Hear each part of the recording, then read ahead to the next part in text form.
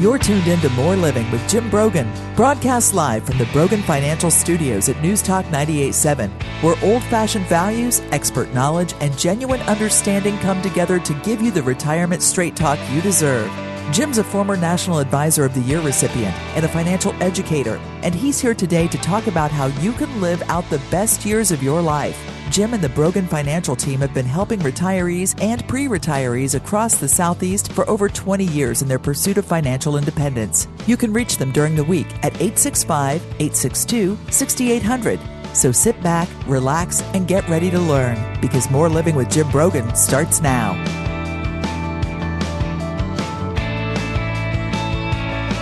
With Jim Brogan, where it's all about living the best years of your life your way.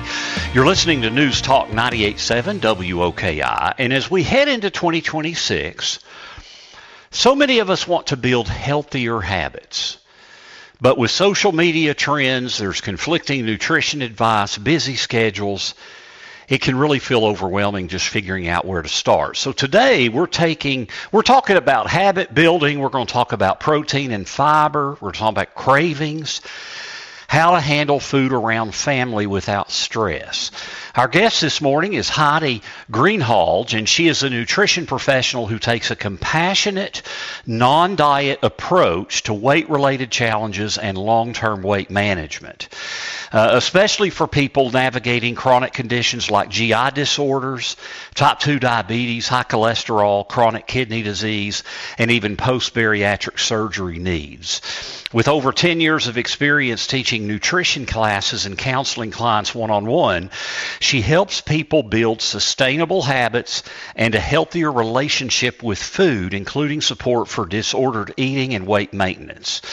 She does both telehealth and in-person visits. Heidi empowers clients with practical skills and clean living strategies centered on nourishing foods and physical activity. Good morning, Heidi, and welcome back to More Living. Thank you so much. Thanks for having me on, Jim. Absolutely. Certainly we get into a new year.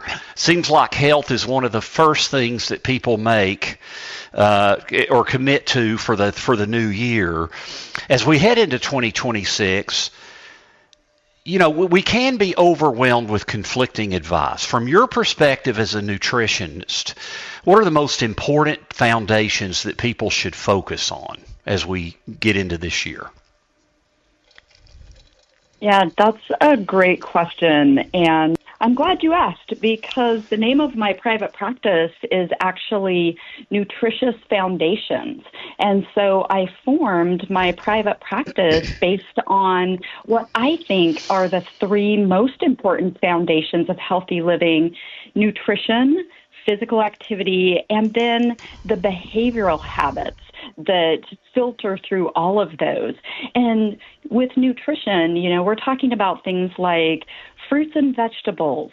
Let's hydrate with water instead of soda or diet soda or energy drinks. Adequate protein, and the new 2026 food pyramid guidelines were just released this week, so some interesting changes there. And this focus on real food. With physical activity, we all need to move more. That can be difficult. It can be difficult to incorporate into our lifestyle. And then filtering through all of that, we've got all of these behavioral issues where we sometimes sabotage ourselves with unrealistic expectations or negative self-talk, and we need to stop and get back to the basics.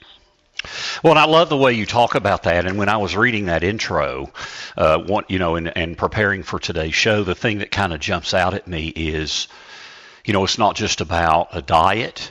It's not just about food. It's about laying these foundations. So before we get into specific foods and trends, explain what healthy habits actually mean in real life and what makes them sustainable instead of just a short-term reset.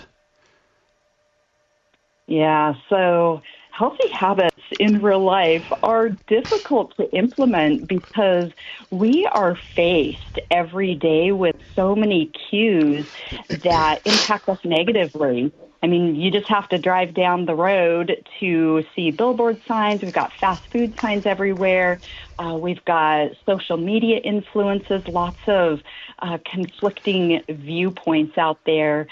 So one of the things that I work with my clients on is, first of all, building these healthy habits, and we try to create routines, whether it's a morning routine or a breakfast routine, routines around lunch, or bedtime routines around dinner, because these habits form routines, and routines are what create a lifestyle that then is sustainable. So we go for that easy 1% change. I always try to meet clients where they're at, as opposed to let's change everything all at once, because that's overwhelming and it just doesn't work.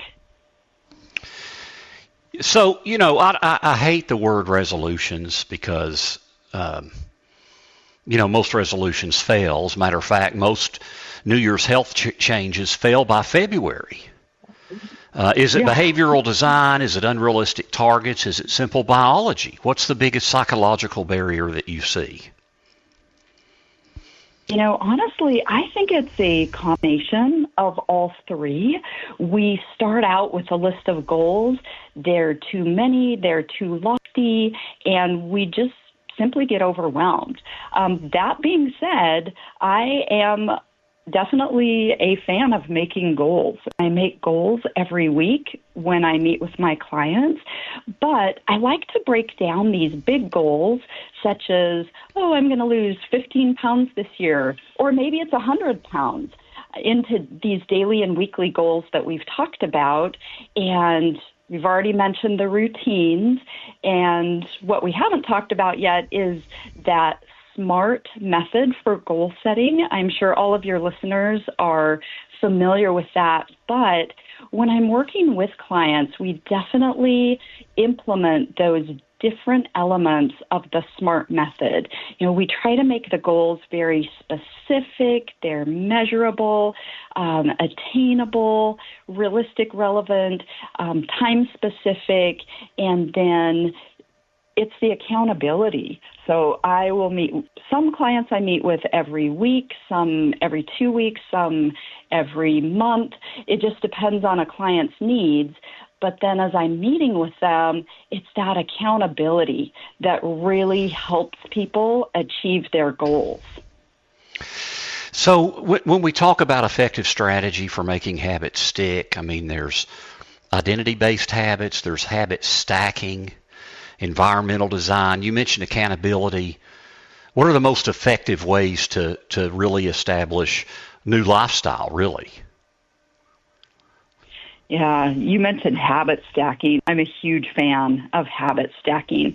When you take something that you're already doing, like brushing your teeth, and which most of us are pretty good at, and I would hope so. Many of us are not as good as many of us are not as good at flossing our teeth. When we stack those two habits together, there's greater success. So maybe somebody is good at taking a walk every day, but they would like to introduce strength training into their life. And so when you hook those two habits together, there is increased success with that. Or same thing with flexibility. Maybe somebody wants to introduce flexibility in 2026, and so we hook those two habits together to make it more sustainable. And visual cues is something that I find that's very important. Environment and manipulating in a good way environment to facilitate our success. I find a lot of clients respond really well to that.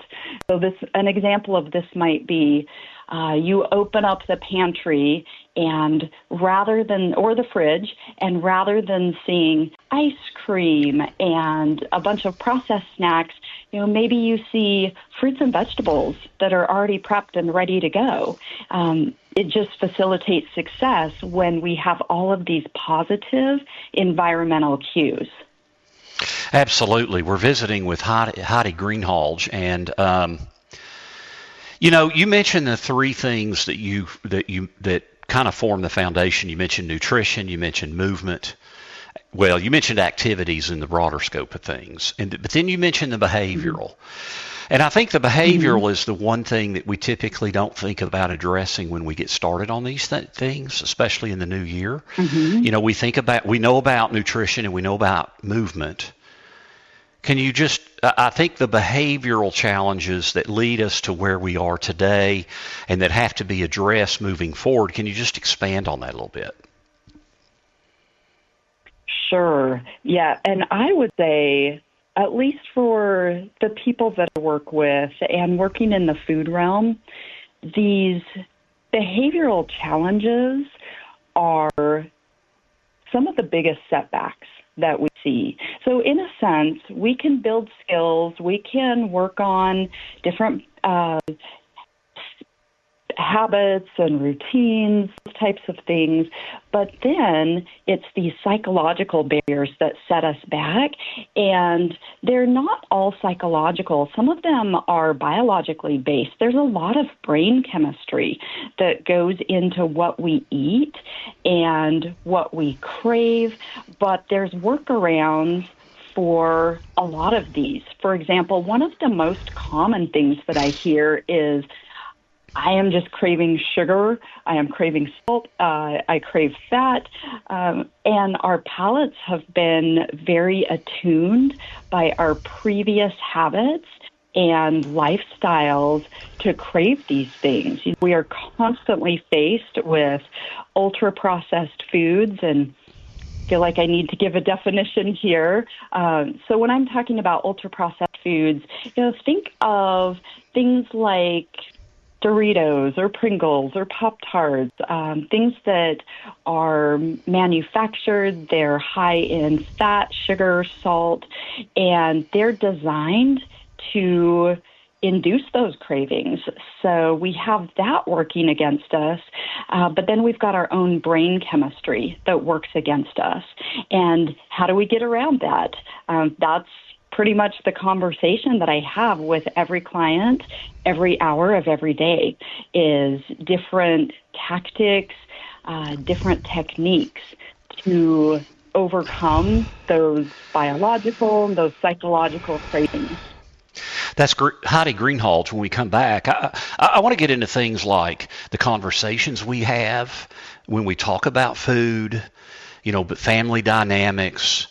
How do we establish boundaries? A lot of these things are so important, especially the communication, the words we use, and also kind of some hidden things, underestimated drivers of long-term health. So stay with us. This is More Living with Jim Brogan right here on News Talk 98.7 WOKI. Welcome back to News Talk 98.7's Brogan Financial Studios, where Jim Brogan is coming to you live with important news and advice to help you achieve your dream retirement. Get ready to learn and live. Here's your host, Jim Brogan. Welcome back. This is More Living here on News Talk 98.7 WOKI. We're visiting with Heidi Greenhalgh. We're talking about health and nutrition. What a great topic as we kick off the new year. How can we truly establish a great foundation for great health rather than just trying to meet a New Year's resolution? And Heidi, from a nutrition science perspective, I'd like to talk about some of the most underestimated drivers of long-term health. Things like protein adequacy, sleep, managing stress, movement. Can you just touch on that? If you could just fix one or two things, what yields the biggest health payoff? Or is it hard to really answer a question like that? No, this is one of my favorite questions. So if I were to say just a couple of habits that would be great to put into every single day, they would be starting your day off with protein, exercise, water, and coming up of 8 hours of sleep. So we mentioned earlier getting back to basics. Those are the basics that I try and introduce for everyone, and fruits and vegetables. So we can never leave fruits and vegetables out. simply because they are so good for your gut health. They are low in calories. They're nutrient dense. So those would be a few of the habits that I work with clients to try and create routines around. So start with protein in the morning, and I'm going to dive into that in a minute. You mentioned water. Okay. Drinking enough water and 8 hours of good sleep every night. On the water, what is the right amount? I mean, everybody says 8 glasses a day, then people say half your body weight in ounces. What's the right amount of water? Yeah, the right amount is individual. So different people, because we're different body weights, we have different needs. The right amount varies for each person, and that's a pretty standard answer for all of these nutrition questions. I get people all the time that say, I saw this on social media, or I was watching TikTok and they told me I need 30 grams of protein every single morning for breakfast. What do you say? And it's so individual. It's hard to see your cart. Just blanket statements like that can be dangerous, I think, when we try to apply them to ourselves.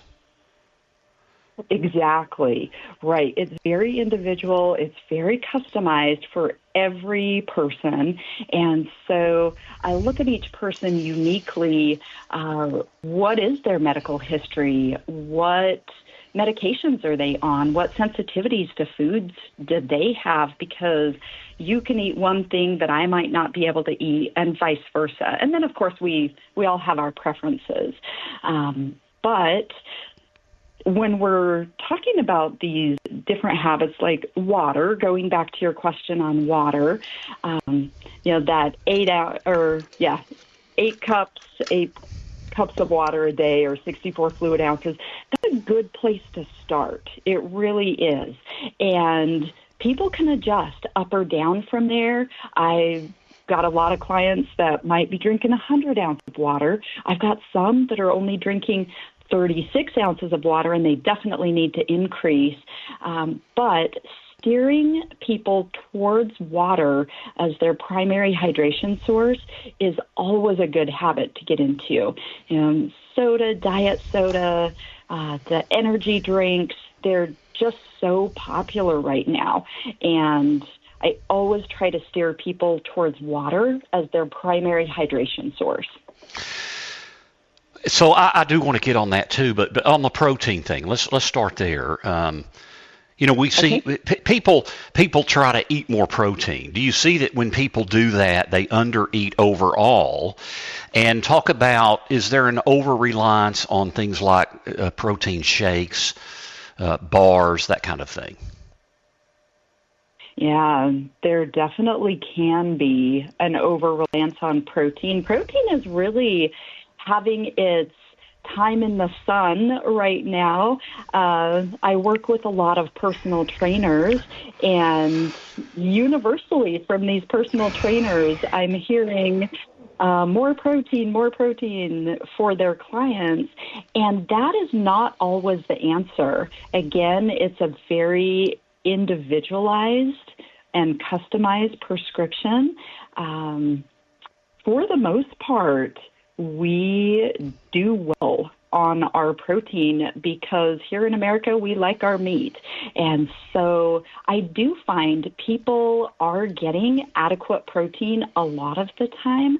However, it is coming from more of these processed protein sources now, protein powders, protein bars, there's protein shots, and I like to emphasize protein from real food sources first. So always real food first, and then if we need to rely on a supplement, then we can, kind of backtrack and fall back to that. But speaking about the protein powders, there are a lot of inferior products out there containing artificial sweeteners, fillers, preservatives. And so when I work with a client who I feel legitimately needs a protein powder or some kind of supplemental protein, we really look at the ingredients. We look at how they're being sourced. The nutrition facts label on a lot of these products, it looks awesome. So we look at that nutrition fact label. We see, oh, one scoop has 25 grams of protein. Perfect. Oh, and it's on sale. Throw it in the cart. We don't bother to look at the ingredient list. So not all protein powders are alike, for sure, right?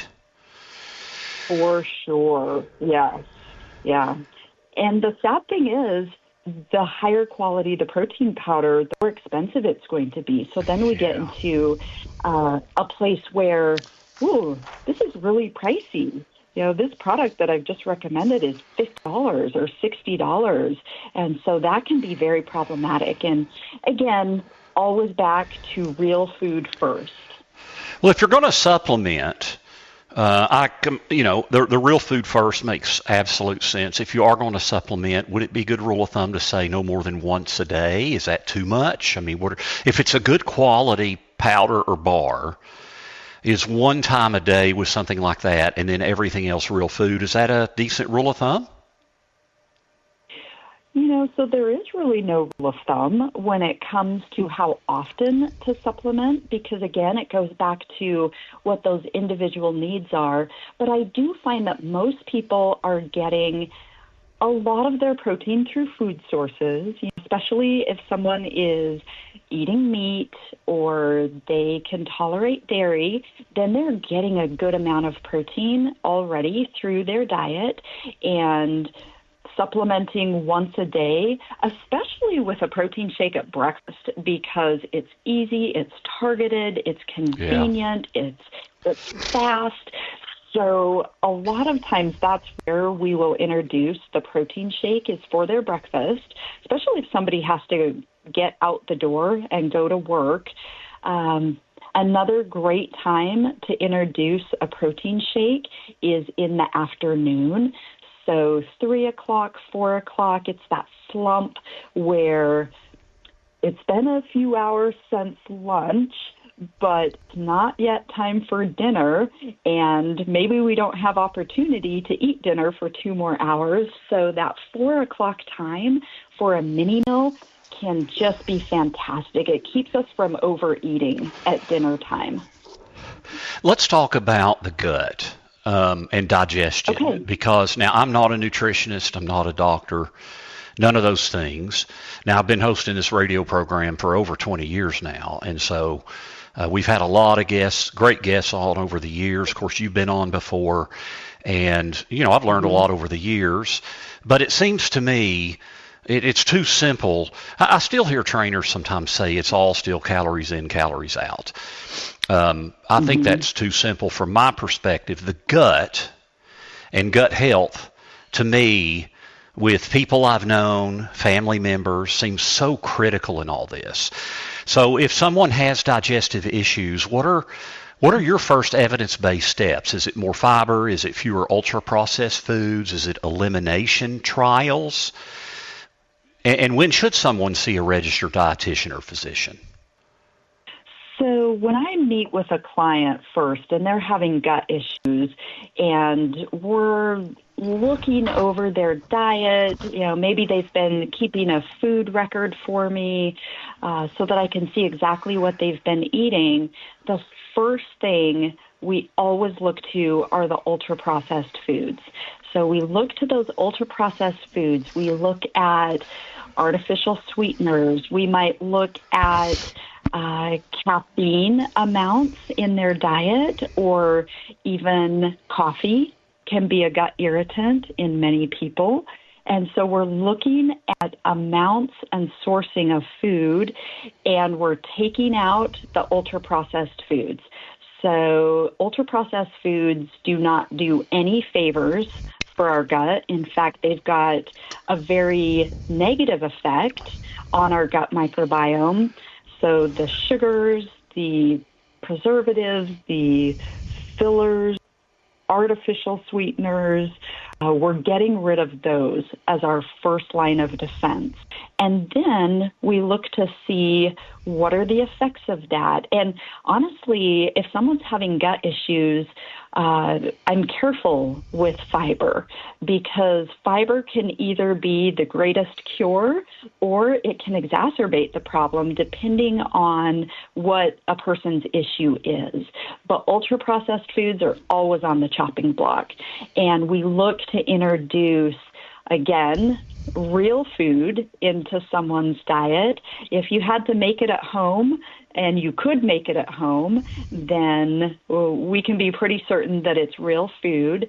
If it's coming out of a package or it's being made in a factory, then we're going to look more carefully at it. Not to say that it's bad all the time, but we're just definitely going to look at how that food is being sourced, what's in the ingredient label. And to answer your question about when should a person see a physician or a registered dietitian, right away. Gut issues can be, they're terrible. Some people can't leave their house because they're having diarrhea all the time. And so if that's the issue, just go ahead and visit your doctor or make an appointment with a registered dietitian. So many gut issues can be cleaned up with food alone, but there's quite a few that need the help of some type of prescription medication or other tools that your doctor will have. And of course, they can do all the testing. How do you feel, Heidi, about food sensitivities and trying elimination diets to identify those things? Yeah, so for the right person, it's life-changing.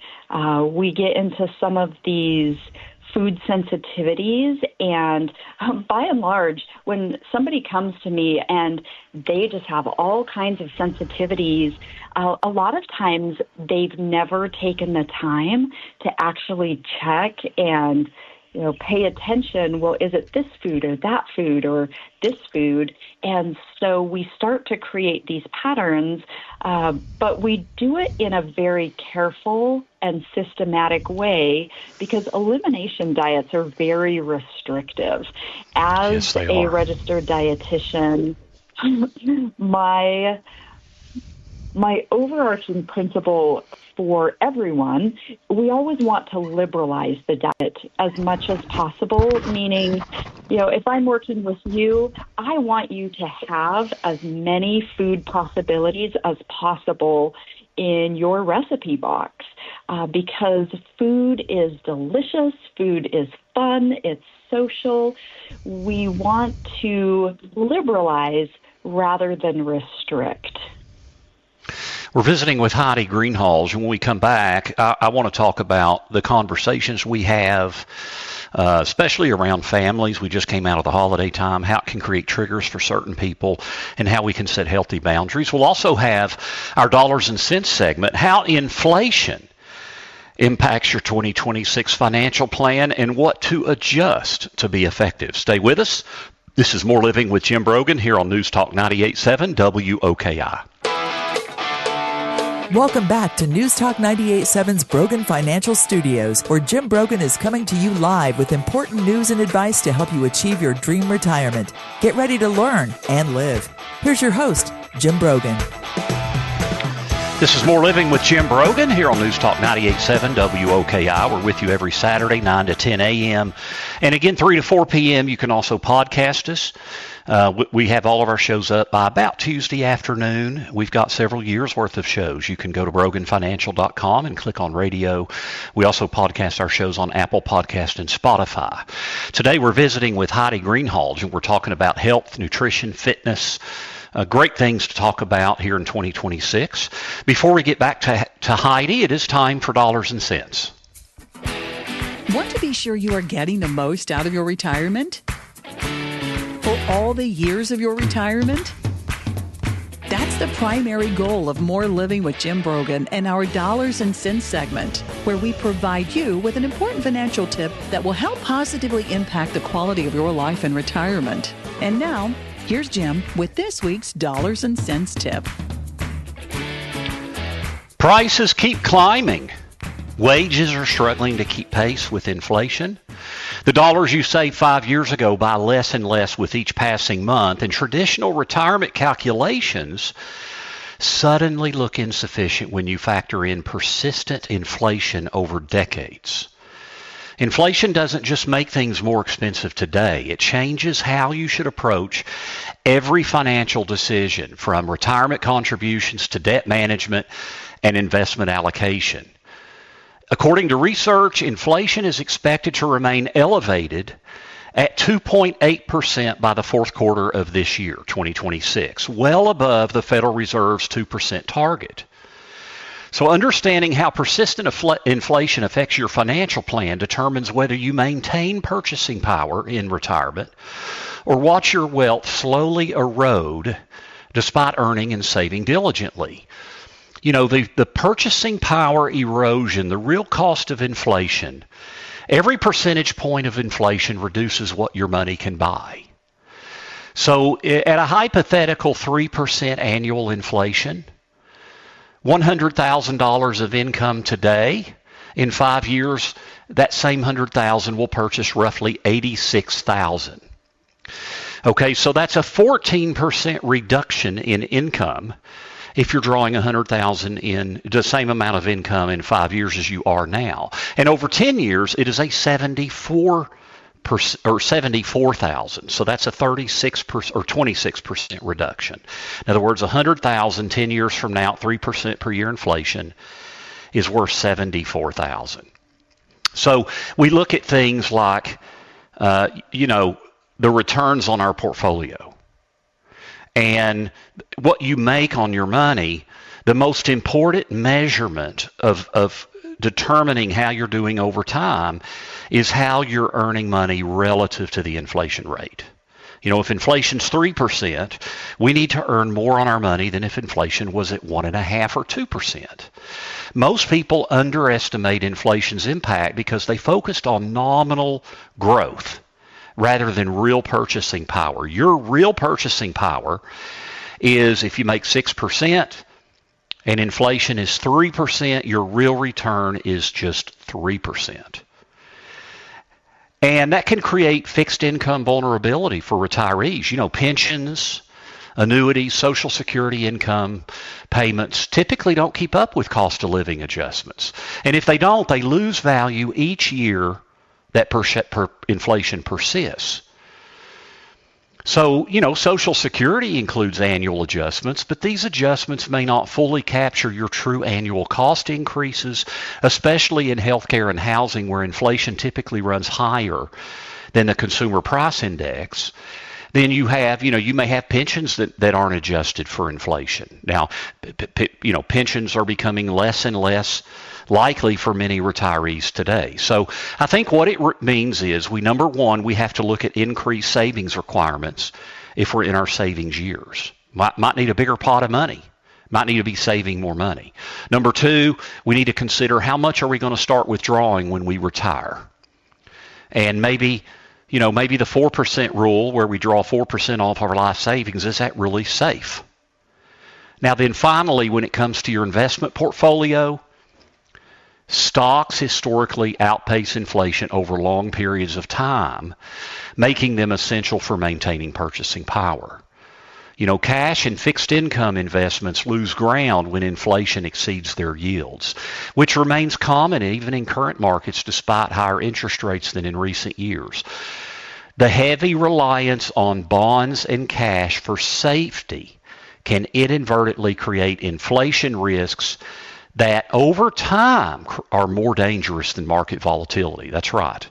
Market volatility is something we see as a danger in the short term, and that absolutely needs to be managed in terms of our income planning.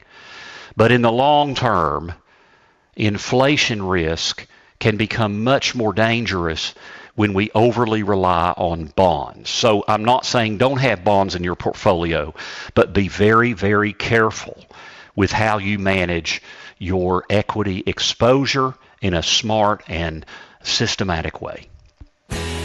That's our Dollars and Cents segment for this week. You can find this week's Dollars and Cents segment and others by visiting BroganFinancial.com. Please check us out at BroganFinancial.com. We have a wealth of information. I also want to mention, my next class is at the University of Tennessee, Financial Survival for Retirement, and it is a 2-night class on February the 5th and 12th. So that's 2 successive Thursdays coming up here in about 3 weeks. February 5th and 12th, that's at the UT Downtown Conference Center, Financial Survival for Retirement. It's 2 2-hour sessions. There's free parking in the Locust Street Garage. For more information, you can go to financialsurvivalforretirement.com. And inflation is one of the big risks we talk about managing in that class. Today we're visiting with Heidi Greenhalgh, and we're talking about health, fitness, nutrition, how to create healthy foundations for 2026. And Heidi, I mentioned the language we use. A lot of listeners feel pressured by family. Just have another serving, or you're being too strict. Meanwhile, many families make comments about weight, eating, or appearance. And without realizing the impact, it really can cause problems. What are some healthy boundaries for those conversations, and how can we establish those boundaries? That's a great question. My clients run into this all the time. And of course, many people have very supportive spouses, families, friends. But if someone is coming from a place where just historically and in their family culture, it's been very unhealthy, and they're the first one in that circle to break out of it, it can be tricky to navigate through that. So I do find that, first of all, explaining your why. Why is this important to you? Why are you doing this? How is your health benefiting from this? Just having that very simple, honest conversation with friends and family members can be very effective and authentic. And 9 out of 10 times, people will respond positively to that when you explain that I need to do this for my health. It's important to approach it calmly. Leave the emotion at the door. Don't get heated about it. Just be a little more logical. And you can always pull the card of my doctor said, I need to do this. And my health is really important to me, so I would appreciate your support. And again, 9 times out of 10, that works. So I just want to mention the language because, I've got a couple people very close to me that we have to be very careful when we talk about things like good food, bad food, or I was good or I was bad. Those kind of mindsets can be dangerous around people. Yeah. Let's face it, eating disorders are more and more prevalent today than they've ever been, it seems like. And we have to be careful with our language. Mm-hmm. Yes, absolutely. And the black and white thinking of, like you said, good food versus bad food. I explain to all of my clients, food is not good or bad. It's not black or white. It's on a continuum. And the continuum that we talk about is good, better, best. And so we want to be choosing these best options as often as possible. And when we shift our paradigm away from good or bad or black or white thinking to a continuum of good, better, best, it's really, really successful. It takes all of that hard emotion away from food. And that's definitely something that we need to do as we improve our relationship with food. When we come back for our last segment, I want to speak with Heidi about specific things we can do now to design our healthy week. What are some things we can put in place? So stay with us. This is More Living with Jim Brogan. As we visit with Heidi Greenhalgh, we're talking about health and nutrition here on News Talk 98.7 WOKI. Welcome back to News Talk 98.7's Brogan Financial Studios, where Jim Brogan is coming to you live with important news and advice to help you achieve your dream retirement. Get ready to learn and live. Here's your host, Jim Brogan. Thanks for listening this week to More Living. As we kick off the new year, we're visiting with Heidi Greenhalgh, and we're talking about health, nutrition, how we can establish great foundations. And Heidi, I just want to ask, I want to go through a few practical tips here. What are your non-negotiables for a healthy lifestyle that do not require perfection? Okay, good question. When I think about a healthy week or a healthy day, it's like we mentioned earlier, the fruits and vegetables, the sleep, the adequate protein, the exercise. So those are all of my non-negotiables when we talk about getting back to basics. Those are the ones that are included in every day. And I know it's difficult because we are just coming off of the holidays. We've got a whole month between Thanksgiving, Christmas, New Year's, where people are a little bit off the rails, and it's hard to implement these healthy habits. And so just this week on my website, I put up a 21-day clean eating challenge. All you have to do is go to my website at www.nutritiousfoundations.com. It's right there on the home page, and you sign up for it, and into your email box then every day you get recipes, you get ebooks, you get different motivational emails.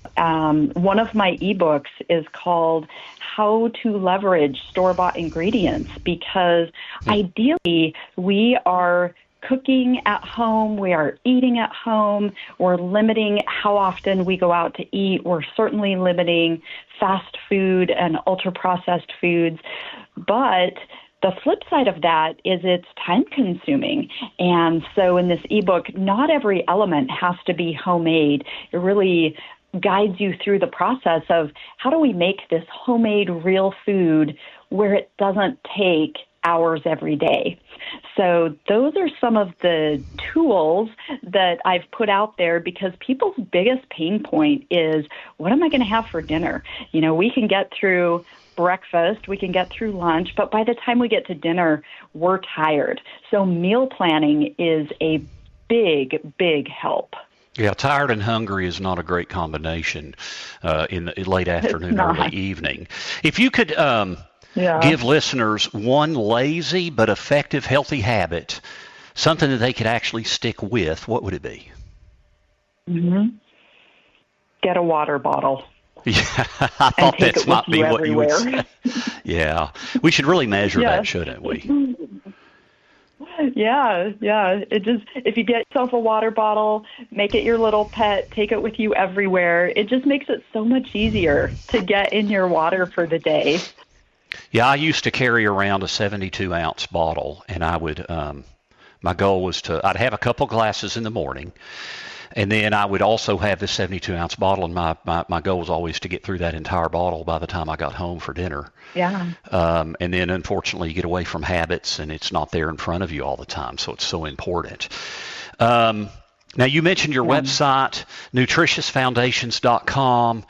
How can people find out more information? Is that the best way to find out more information about you and to follow you and find out how they can contact you? Yeah, that's the best way. I've got all kinds of things on my website. Like I mentioned, I've got this 21-day clean eating challenge. I've got a section of recipes. I've got a blog where if you're wanting to find out something about any health-related topic, just go to my blog. I've got a couple hundred entries on there. So all the information is there, and they can just either give me a call, they can send me a message through my website. I also take insurance, and so many people don't know that their insurance covers medical nutrition counseling or therapy. Many insurances will cover it at 100%. So Well, that's great information. Do check out Heidi online. Follow her. She's got great tips, blogs that you can follow to create a healthy foundation for 2026. Again, that is nutritionfoundations.com. Heidi, thank you so much for taking time out of your busy schedule. Thank you so much for having me, Jim. That's Heidi Greenhalgh. We've discussed greater health because greater health provides for more living so you can live the best years of your life your way. Next week, we will talk about where is the real estate market headed in 2026 here in East Tennessee? Thank you for tuning in. You've been listening to More Living with Jim Brogan here on News Talk 98.7 WOKI. Many thanks to Wayne for engineering the show and to Mary Caroline for helping produce the show. Have a very, very blessed week. The views expressed by Jim Brogan and his guests are not that of Cumulus Media. Any discussion of financial, legal, and tax planning strategies is not intended to be individualized advice and is general in nature. Always consult with your advisor for advice specific to your needs. This program's content does not represent a recommendation of any particular security, strategy, or investment by Jim Brogan or Brogan Financial Incorporated.